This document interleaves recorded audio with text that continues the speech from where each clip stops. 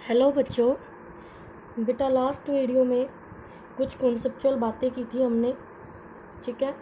वहाँ से हम ये बता सकते हैं कि आपको क्वेश्चन इस तरह से देगा, एक पार्टिकल है, ओरिजिन से पॉजिटिव या नेगेटिव जो भी डिस्टेंस है वो गिवन होगा आपका, उसकी वेलोसिटी प्लस माइनस गिवन होगी, और फिर आपसे पूछेगा कि बताइए वो particle towards the origin move कर रहा है, away from the origin move कर रहा है। तो इस तरह से एमसीक्यू क्वेश्चन में आपसे वो डिस्कस करेगा, ठीक है।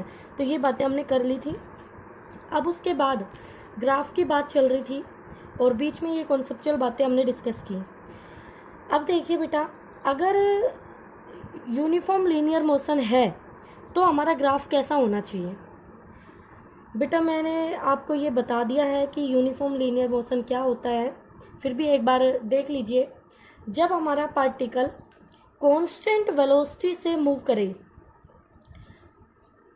कांस्टेंट वेलोसिटी का मतलब है जब कोई particle equal displacement equal time interval में कवर करे तो वो पार्टिकल कांस्टेंट वेलोसिटी से चलता है, ठीक है। v कांस्टेंट का मतलब है उसका एक्सेलरेशन 0 होगा बेटा, क्योंकि एक्सेलरेशन होता है चेंज इन वेलोसिटी अपॉन में टाइम टेकन, ये आपके पास एक्सेलरेशन होता है। अगर v हमारा कांस्टेंट है तो उसका चेंज 0 आएगा, ठीक है। तो सबसे पहला ग्राफ मैंने बनाया बेटा यहाँ पर डिस्प्लेसमेंट टाइम ग्राफ का।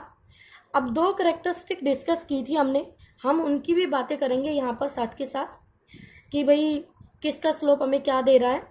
तो सबसे पहले ये बताइए हमें कांस्टेंट क्या रखना है यूनिफॉर्म लीनियर मोशन के लिए, हमें v कांस्टेंट रखना है। ओके बच्चों, ठीक है, v कांस्टेंट रखना है। बेटा जी एक स्ट्रेट लाइन का स्लोप, स्ट्रेट लाइन का स्लोप, अब आप ये सोच रहे होंगे मैडम इस पोजीशन डिस्प्लेसमेंट टाइम ग्राफ में स्लोप क्यों कह रही है हमें। बेटा आप मुझे ये बताइए कि आपके पास जब वेलोसिटी की आप बात करते हैं तो डिस्प्लेसमेंट टाइम ग्राफ, इसको आप कह सकते हो पोजीशन टाइम ग्राफ। तो पोजीशन टाइम ग्राफ हमें क्या बताता है। पोजीशन टाइम ग्राफ हमें बहुत सारी बातें बताता है, उस पार्टिकल की पोजीशन कैसी है, इनिशियली कहाँ है वो, रेस्ट में है, मोशन में है, उसका वी वेरिएबल है, उसका वी कांस्टेंट है, कैसे। मान लो ये पोजीशन है एक्स और ये उसका टाइम है टी। तो मैं यहाँ कर्व बनाऊंगी, पहले एक कर्व की बात कर लेते हैं, ये वाली कर्व ले लेते हैं हम अपनी, ये स्ट्रेट लाइन कर्व, और यहाँ से थोड़ी बहुत बातें डिस्कस करते हैं। ये आपके पास एक्सटी ग्राफ है और ये स्ट्रेट लाइन कर्व है, ठीक है। अगर ये एंगल थीटा है, ये एंगल थीटा है, तो यहाँ से स्लोप होता है, स्लोप होता है टेंजेंट थीटा या फिर del Y by del X, और डेल वाई पे है बेटा डिस्प्लेसमेंट, यानी यहाँ पर आ जाएगा चेंज इन डिस्प्लेसमेंट। तो आपने कोई भी दो पॉइंट ले लिए इस कर्व पे, ये दो पॉइंट ले लिए, तो ये दो पॉइंट लिए बेटा, तो क्या ये डेल एक्स होगा और ये डेल टी होगा। देखो इस पॉइंट के कोरस्पॉन्डिंग ये t1 होगा टाइम, और इसके कोरस्पॉन्डिंग ये t2 होगा टाइम, बिल्कुल मैम होगा।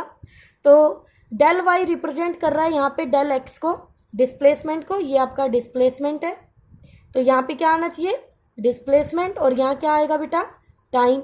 बच्चों डिस्प्लेसमेंट अपॉन टाइम हमें क्या मिलता है, वेलोसिटी ऑफ द पार्टिकल मिलती है।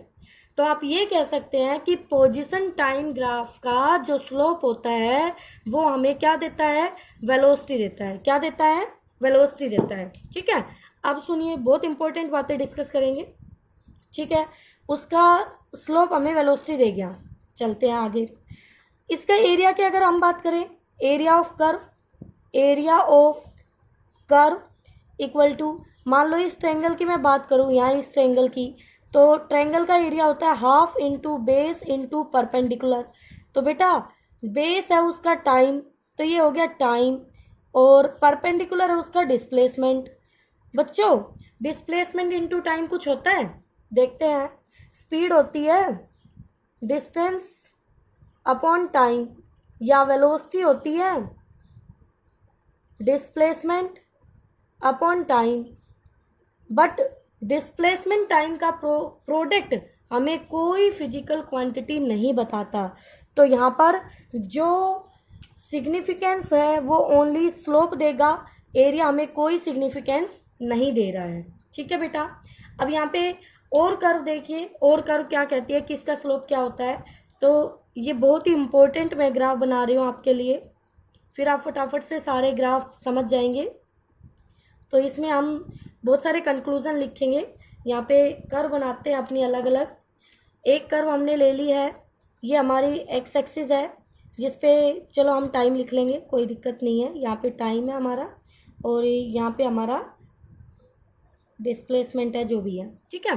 तो एक लाइन हमने ले ली है पैरेलल टू एक्स एक्सिस, ये हो गई नंबर 1, इसको नंबर 1 बोल देते हैं। एक लाइन हमने ले ली parallel to Y axis, parallel to Y axis, इसको हमने नंबर 2 नाम दे दिया।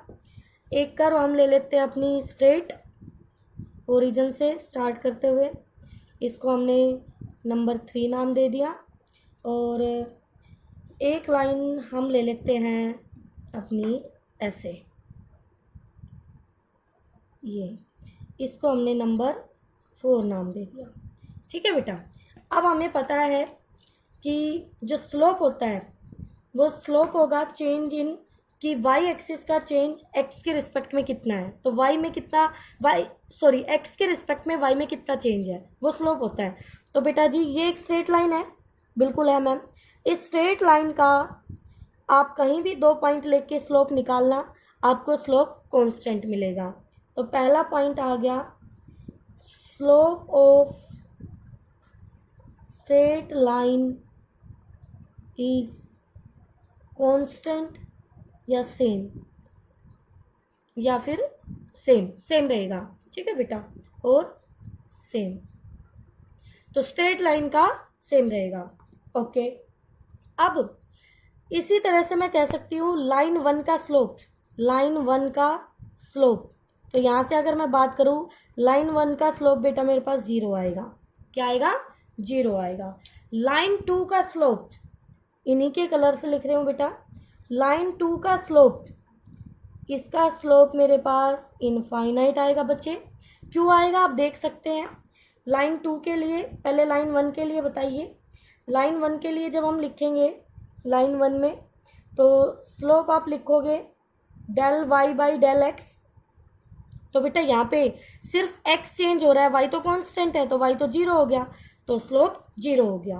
नंबर 2 में आपका स्लोप वही del Y by del X करेंगे आप, तो डेल वाई चेंज होता जा रहा है, एक्स तो चेंज ही नहीं हो रहा। देखो एक्स तो फिक्स है, ये अलोंग एक्स एक्सिस है और ये अलोंग वाई एक्सिस है, तो एक्स तो चेंज ही नहीं हो रहा था, एक्स 0 और समथिंग अपॉन 0 नोट डिफाइन, तो इसको इनफाइनाइट लिखते हैं। ठीक है। लाइन 3 का स्लोप आपका सेम रहेगा, इसका स्लोप क्या रहेगा? सेम रहेगा, कांस्टेंट रहेगा, इसका आपको स्लोप पॉजिटिव मिलेगा। मैं ये भी कह सकती हूँ ये पॉजिटिव स्लोप देगी। कैसा स्लोप देगी? पॉजिटिव स्लोप देगी। अच्छा, लाइन 4 कैसा स्लोप देगी? बच्चों यहाँ पर कोई भी आप 2 पॉइंट लेंगे, तो यहाँ कोई भी 2 पॉइंट लेके डिफाइन करके देखेंगे, तो यहाँ देखिए ये वाला आपको, अगर ये T1 मिलता है, या इसको x1 कहते हैं, इसको x2 कहते हैं, और इसके कोरस्पॉन्डिंग ये वैल्यू और ये वाली वैल्यू, ये आपने इसको y1 ले लिया और इसको y2 कह दिया, तो यहाँ से जब आप देखेंगे बेटा, तो लाइन 4 के लिए जो स्लोप आएगा, स्लोप लाइन 4 के लिए del Y by del X, तो बच्चों यहाँ पे जब चेंज लेंगे आप, तो देखो x2 माइनस x1 करेंगे, इसका चेंज तो पॉजिटिव आएगा, लेकिन यहाँ पर y2 माइनस y1 करेंगे तो इसका चेंज कैसा आएगा? नेगेटिव आएगा। तो ये कैसा स्लोप डिफाइन कर रही है? नेगेटिव स्लोप डिफाइन कर रही है। तो यहाँ से आपको मैं ये कह सकती हूँ कि स्लोप के लिए आप ध्यान रखें कि कोई भी लाइन आपने, अगर आपका थीटा पॉजिटिव एक्स के साथ, नंबर 2 पॉइंट हो गया आपका बच्चों, if theta less than 90 degree with positive x axis, then slope positive. तो उसके लिए स्लोप कैसा होगा? पॉजिटिव, लेस देन 90 पे। और अगर थीटा आपका ग्रेटर देन 90 हो गया, अब देखो बेटा इस लाइन के लिए थीटा 90 से छोटा है, बट पॉजिटिव एक्स के साथ इस लाइन के लिए ये थीटा कैसा हो गया, लेस देन 90, बट ये थीटा कैसा हो गया, ग्रेटर देन 90। तो इसका क्या था, with positive X axis then slope कैसा आएगा बच्चों, नेगेटिव आएगा। कैसा आएगा, नेगेटिव आएगा। ओके, फोर्थ पॉइंट आता है बेटा इसमें कि अगर ऐसे ही एक लाइन मैं पैरेलल डाल दूं, अच्छा एक बात बताओ, ये एक्स एक्सिस के पैरेलल एक लाइन ली है, अगर ऐसे ही और लाइन लूंगी तो उसका भी जीरो स्लोप आएगा, और लूंगी उसका भी जीरो स्लोप आएगा, यानी हम कह सकते हैं पैरेलल लाइंस का स्लोप सेम होता है। तो क्या कहेंगे, all parallel lines have same slope. तो बेटा ये सारी बातें थी आपकी स्लोप के बारे में। अब देख लीजिए फटाफट से, आपको समझ आ जाएगा कि हम क्या बात करना चाह रहे थे यहाँ पर। बताइए, हमें वेलोसिटी कांस्टेंट रखना है। जी मैम, वेलोसिटी कांस्टेंट रखना है, तो डिस्प्लेसमेंट टाइम ग्राफ का जो स्लोप होता है वो स्लोप हमें वेलोसिटी ही देता है। तो इसमें ये देखो, इसकी वेलोसिटी कांस्टेंट है, इसका स्लोप कांस्टेंट है, इसलिए वेलोसिटी भी कांस्टेंट। आगे चलिए, वेलोसिटी टाइम ग्राफ आ गया, तो देखो कोई भी पर्टिकुलर वैल्यू पे वैल्यू नहीं बदल रही है, मतलब v नहीं बदल रहा है, वेलोसिटी नहीं बदल रही। ओके, तो भी कैसा हो गया, यूनिफॉर्म लीनियर मोशन। आगे देखिए, एक्सेलरेशन टाइम ग्राफ, भाई यूनिफॉर्म लीनियर मोशन के लिए एक्सेलरेशन 0 होना चाहिए। ये लाइन क्या बता रही है कि ये लाइन 0 पे है, टाइम बढ़ता जा रहा है लेकिन एक्सेलरेशन 0 पर है। वाई एक्सिस के लॉन्ग एक्सेलरेशन है ना, तो वाई की वैल्यू 0 है ना यहाँ पर, तो टाइम बढ़ रहा है बट एक्सेलरेशन 0 है। तो ये तीनों ग्राफ किसके लिए हो गए बच्चों, यूनिफॉर्म लीनियर मोशन के लिए हो गए। आगे देखिए, यूनिफॉर्मली एक्सेलरेटेड मोशन, यानी अब हम चाहते हैं कि एक्सेलरेशन हमारा क्या रहे, कांस्टेंट रहे, यूनिफॉर्म रहे।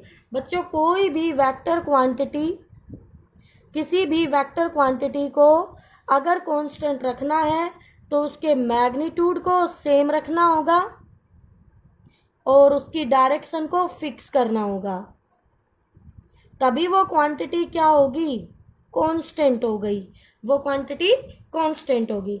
दूसरे तरीके से अगर हम कहें तो वेलोसिटी अगर इक्वल टाइम में इक्वल चेंज हो तो वो यूनिफॉर्म एक्सेलरेशन देता है। अब देखिए, डिस्प्लेसमेंट टाइम ग्राफ के लिए हमारा कर्व कुछ इस तरह से बनता है। क्यों, एक इक्वेशन पढ़ेंगे हम, s is equal to U T plus half A T square. तो यहाँ से जो s का और टाइम का रिलेशन आता है तो क्वाड्रेटिक बन रही है बेटा, देखो टाइम के साथ पावर 2 है तो पावर 1 वाले की तरफ हमने ऐसे बढ़ा दिया, तो ये पॉजिटिव के लिए ग्राफ डिफाइन होता है। ठीक है, आगे मैं इसकी बात भी करूंगी। तो बच्चों यहाँ से क्या होगा कि डिस्प्लेसमेंट टाइम में आपकी कर्व ऐसे बनेगी, और वेलोसिटी टाइम में आप चाहते हो, वेलोसिटी टाइम में तो हमें पता है कि वेलोसिटी का चेंज हमें एक्सेलरेशन देता है, तो हम ये चाहेंगे कि वेलोसिटी का चेंज यानी कि जो ये कर्व, तो यही कर्व आपने डिस्प्लेसमेंट टाइम में पढ़ा था और उसके स्लोप ने हमें v दिया था, तो इसका स्लोप हमें क्या देगा, इसका स्लोप हमें a देगा, एक्सेलरेशन देगा। ठीक है बेटा, तो ये भी हमें स्ट्रेट लाइन है तो कांस्टेंट एक्सेलरेशन देगा। उसके बाद एक्सेलरेशन टाइम ग्राफ में देखो, किसी भी वैल्यू पे आपने सेम वैल्यू रखी, टाइम बढ़ रहा है बट ए की वैल्यू सेम है, फिक्स है, तो वो यूनिफॉर्म एक्सेलरेटेड मोशन को दिखा रहे हैं। ओके, ये तो हो गया एक्सेलरेटेड। ओके, अब आ जाए रिटार्डेड मोशन, यानी कि एक्सेलरेशन आपका नेगेटिव हो। बेटा जब भी कोई बॉडी मोशन किसी डायरेक्शन में मूव कर रही है और उसके मोशन के अपोजिट डायरेक्शन में एक्सेलरेशन लगा दें हम, तो वो रिटार्डेड मोशन कहलाता है, तो उसकी एक्सेलरेशन नेगेटिव ले लेते हैं हम। ठीक है, तो अब यहाँ पे नेगेटिव स्लोप के लिए हमने ये वाली कर्व पढ़ी थी, और किसका स्लोप हमें एक्सेलरेशन देता है, वेलोसिटी टाइम का स्लोप, तो ये वेलोसिटी और ये टाइम, और इसके नेगेटिव स्लोप के लिए ये वाली कर्व आ गई, तो ये नेगेटिव एक्सेलरेशन देगा। तो यहाँ से स्लोप कैसा आएगा बच्चों, यहाँ से नेगेटिव स्लोप आएगा, तो ए कैसा हो गया, नेगेटिव। अब देखो, ये भी डिस्प्लेसमेंट टाइम ग्राफ है, ये भी डिस्प्लेसमेंट टाइम ग्राफ है, बस इस कर्व को ऐसे बनाएंगे तो हमें ये पॉजिटिव स्लोप मिलेगा, क्योंकि यहाँ पे स्लोप बढ़ता जा रहा है और यहाँ पे स्लोप घट रहा है, तो स्लोप घट रहा है, तो ये कैसे नेगेटिव आएगा अभी देखेंगे हम। फिर एक्सेलरेशन टाइम ग्राफ में ये नेगेटिव में दे लिया, ये ओरिजिन है, मान लो यहाँ पे 0 है तो 0 से नीचे नेगेटिव एक्सेलरेशन है, तो ये बेटा किसके हो गए आपके नेगेटिव एक्सेलरेशन यानी रिटार्डेड मोशन के लिए। अब देखिए यहाँ पे ये वाली कर्व हमें पॉजिटिव स्लोप कैसे देती है, ये हमें पॉजिटिव स्लोप कैसे देती है, और इसी के अपोजिट दूसरी वाली कर्व, ये वाली कर्व हमें नेगेटिव स्लोप देती है, नेगेटिव स्लोप। तो डिस्प्लेसमेंट टाइम ग्राफ है तो नेगेटिव स्लोप हमें नेगेटिव एक्सेलरेशन देगा और पॉजिटिव स्लोप हमें पॉजिटिव एक्सेलरेशन देगा। और स्ट्रेट लाइन यहाँ पे अगर ये स्ट्रेट लाइन ऐसे आ जाए, ये वाली स्ट्रेट लाइन आ जाए, तो ये हमें थर्ड लाइन, इसका स्लोप कांस्टेंट होगा और इसका स्लोप, सॉरी यहाँ नेगेटिव स्लोप ना कह के आप डिक्रीजिंग स्लोप कहिए बच्चों, इसका आप क्या कहिए डिक्रीजिंग, इसको ऐसे लिख लीजिए डिक्रीजिंग स्लोप, और इसको आप कहिए इंक्रीजिंग स्लोप, इसको हम कहेंगे इंक्रीजिंग स्लोप। फिर समझाते हैं कैसे पॉजिटिव चेंज आता है कैसे नेगेटिव। तो यहाँ स्लोप कांस्टेंट है तो चेंज कैसा हो गया बेटा, चेंज 0 हो गया स्लोप का। तो यहाँ पे स्लोप कांस्टेंट है तो पोजीशन टाइम ग्राफ का स्लोप, पोजीशन टाइम ग्राफ का स्लोप हमें क्या देता है, वेलोसिटी देता है। तो वेलोसिटी का चेंज इन वेलोसिटी आपके पास क्या आ जाएगा, change of v equal to 0 हो जाएगा, और वेलोसिटी का चेंज 0, तो देयरफॉर यहाँ पे इस कर्व के लिए आपका एक्सेलरेशन भी कैसा आएगा, 0 आएगा। ठीक है, अब देखो ध्यान से बेटा, पोजीशन टाइम ग्राफ का स्लोप, अब इस इंटरवल में बात करूं 1 2 3 4 5 6 7, तो यहाँ से अगर यहाँ से बात करूं तो this change upon this change, क्या ये v1 velocity, this change upon this change, क्या ये v2 velocity, this change upon this change, क्या ये v3 velocity, this change upon this change, क्या ये v4 velocity, this change upon this change, क्या ये v5 वेलोसिटी, इसी तरह ये v6 वेलोसिटी।